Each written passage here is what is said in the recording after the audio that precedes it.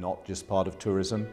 But now we're starting to move to a new agenda altogether, really trying to dig down and find out what's happening in terms of knowledge creation, knowledge dissemination, advanced education, inward investment, all kinds of measures which are nothing to do with the spend of the delegate. The example I always give is we're trying to count the $10 that 2 coffees cost, but that conversation may have led to a $10 million research institute.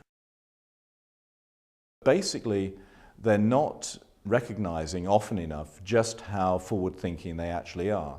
I speak to audiences all over the world, in Latin America, in Asia, and usually in my presentations there are at least 2 good examples out of Australia that I will always quote in terms of their innovation, the way in which they link the knowledge economy to the bid.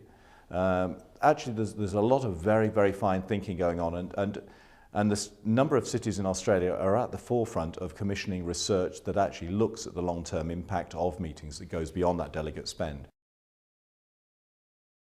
What's interesting is the trend in regional meetings. This is not a trend of global meetings being won more frequently by Asia Pacific. This is actually the emergence of a new field of Asia Pacific events. And what's really interesting is that this is not just events which are happening by accident or by the organizers deciding to set them up. Actually, the suppliers themselves are starting to create events, and Australia has been in the forefront of that movement. And I can see that happening more and more as the organization or the cities which have knowledge leadership and which are positioning themselves are actually in a great position to develop their own events and to attract the world to their destination. If they've built up that intellectual capital, then they have a chance of actually organizing an event which has credibility that can bring people in, because without the credibility of your own knowledge base, you can't say to people, come to us, we've got this great asset to take advantage of. The whole city approach is absolutely critical when you're talking about major events. Buyers talk to each other, the clients talk to each other. They also have a sixth sense for whether the city is speaking with one voice. If they find that people are pulling in different directions, that they're competing behind the scenes, that there are unspoken tensions, this comes across.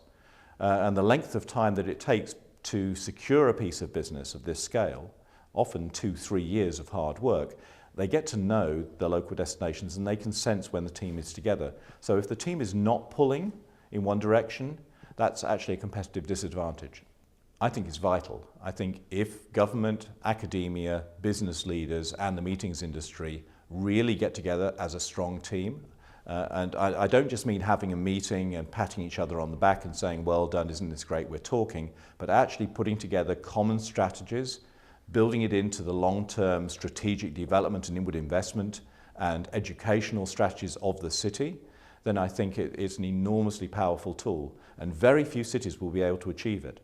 A lot of them will try, and it will never happen automatically. It will have to be a long-term source of work and hard graft and putting egos together so that everybody can actually aim at the common purpose. But if you can crack that one, you will have long-term sustainable advantage.